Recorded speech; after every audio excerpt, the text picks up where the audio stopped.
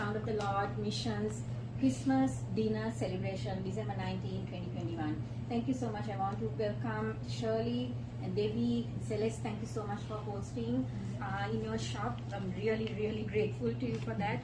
Thank you, Suzette, for coming, and Jacqueline, and we have our very special elf here. And so we have our own special Christmas elf, right? Yeah. And so I wanted to talk about very briefly a Christmas gift. Right? We all like getting gifts. And so have you ever received a gift where you were just blown away by like the size of it or the value of it or how much it meant to you? Like it was unexpected and you got like such a huge gift that you were just so just emotional and overwhelmed and so thankful, right? And so that is what the Lord did for us. That is what God did for us when He sent Jesus to die for us. When Jesus was born to die. And that's why we celebrate Christmas. December 25th is not the exact date that Jesus was born, but that's the date that everybody celebrates, and so that's the reason we celebrate Christmas. Christ is the reason for Christmas. No matter what the world has rebranded it as holidays or happy holidays, whatever they want to say, we have to acknowledge that it is because of Jesus Christ that we celebrate Christmas. So Romans 6:23 says, "For the wages of sin is death, but the gift of God," so we are talking about the gift of God, right? The gift of God is eternal life in Christ Jesus. So how often are we amazed at what God has given us? Sometimes we can take things for granted. Oh yeah, I'm Christian and Jesus died for me, and it's like sometimes we can be flippant, but we have to remember today is a very good day to remember that the gift comes from unconditional love. It does not depend on something that you and I have done or will do or is expected of us. It's unconditional love. That is how much God loves you and me, right? And so that gift that God the Father gave for us is unconditional. And the gift also involves unimaginable sacrifice. None of us know, we have seen the movie The Passion, right? That was, most of us have seen it. And it's very horrible, the death that Jesus died, the crucifixion, but none of us can imagine how much He suffered on that cross. That's why we see in the Garden of Gethsemane, where He asked 3 times, He prayed 3 times to Father God and said, "Lord, Father, if it is possible, take this cup away from me," because He knew how much agony He was going to be in. So it is the gift involves an unimaginable sacrifice on behalf of you and me, and that shows how much God loves us. The gift also brings with it powerful, miraculous results. I'm quite sure that everyone at this table here, everyone here has experienced the miraculous provision, miraculous healings, miraculous door openings, opportunities, and just miracles and provision from the Lord. And the gift has also authorized and empowered you and I to go out and to be a witness in His name.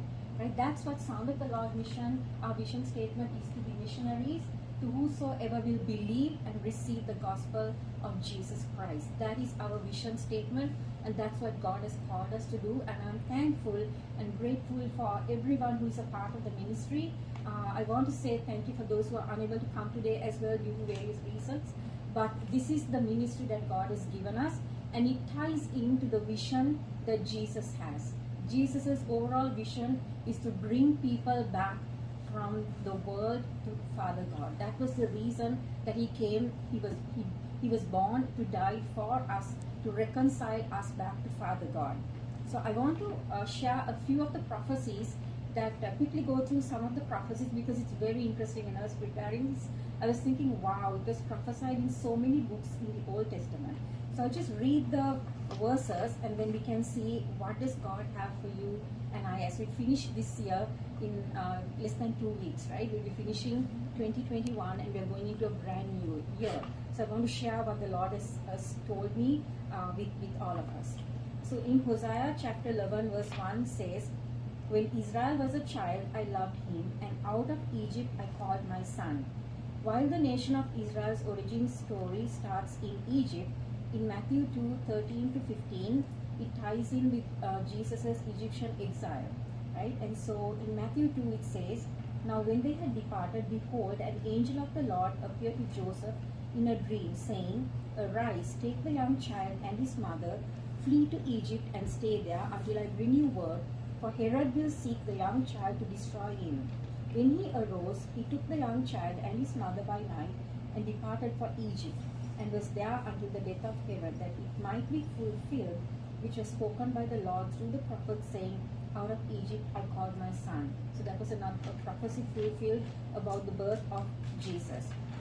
And then again we see in Isaiah chapter 7 verse 14, the virgin birth, right? "Therefore the Lord himself will give you a sign. The virgin will conceive and give birth to a son, and will call his name Emmanuel." At Matthew chapter 1 verse 22 and 23 we see the prophecy fulfilled when he says, "So all this was done that it might be fulfilled, which was spoken by the Lord through the prophet, saying, Behold, the virgin shall be with child, and bear a son, and they shall call his name Emmanuel," which is translated, God with us. The next prophecy is in Isaiah 9 verse 6 and 7. It's a famous prophecy. It says, "For to us a child is born, to us a son is given." So a child is born, but to us a son is given, and he will be called Wonderful, Counselor, Mighty God, Everlasting Father, Prince of Peace. And so this prophecy we see fulfilled, right? We see this prophecy fulfilled because it also carries the names of God, some of the names of God. His name will be called Wonderful, Counselor, Mighty God, Prince of Peace. So anytime if you and I feel that our peace is being taken away by someone or some situation, remember that you belong to the Prince of Peace.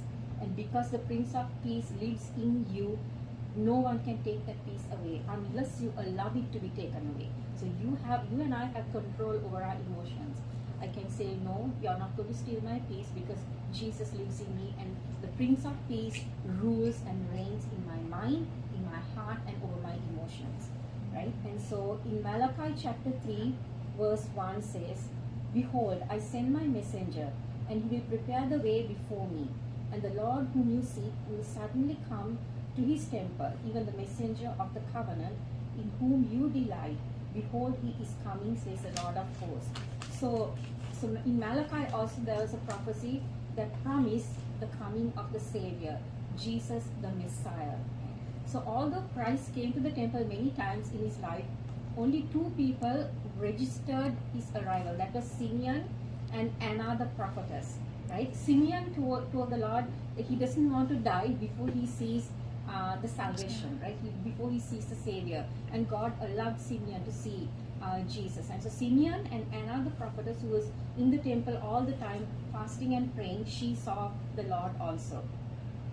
I want to talk a little bit about the Christmas star, right? We see the star on top of a Christmas tree. We talk about the star, and it appeared to the shepherds, and the angels were there, and all of that, right? So that is in Numbers 24 verse 17. "A star will come out of Jacob, a scepter will rise out of Israel."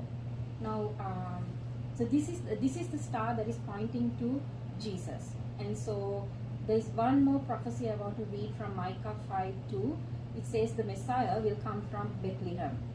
But you, Bethlehem Ephrathah, though you are little among the thousands of Judah, yet out of you shall come forth to me the one to be ruler in Israel, whose goings forth are from of old, from everlasting."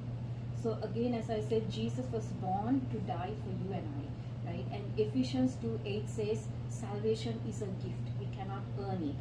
And so how do we receive salvation? We receive salvation by confessing with our mouth and believing in our heart that Jesus Christ is Lord. He is the Savior. He is the Messiah. He is the way, the truth, and the life. There is no other way to Father God except through Jesus. That is the Word of God, and that is how the Scriptures are written. Right? So that was just a small message. I wanted all of us to remember that as we celebrate Christ, as we celebrate Christmas, and enjoy ourselves with family, with friends, getting together like this around the table and sharing a meal. That's what we are supposed to do, right? The early church in the book of Acts met in homes. Right? Today we are meeting in Seller's shop, right? And so wherever the believers gather together, that is church. And so in November, I was praying. Like extensive hours of prayer in November, and I was asking the Lord, what would you like me to do in 2022? What would you like the ministry to be doing? Son of the Lord Vision, what do you have for us in 2022? Very specifically, I felt the Lord was saying, 2022, I want you to mark it as a year of excellence, right? So a year of excellence, 2022 is going to be. And the scripture that he gave me for that was from Daniel, right? From Daniel chapter, Daniel chapter 6. And so I'm going to read from verse 1. It says, it pleased Darius was the king, to set over the kingdom 120 satraps to be over the whole kingdom, and over these 3 governors, of whom Daniel was one, that the satraps might give account to them, so that the king would suffer no loss. Then this Daniel distinguished himself above the governors and above the satraps. Right? Daniel was set apart because he had an excellent spirit.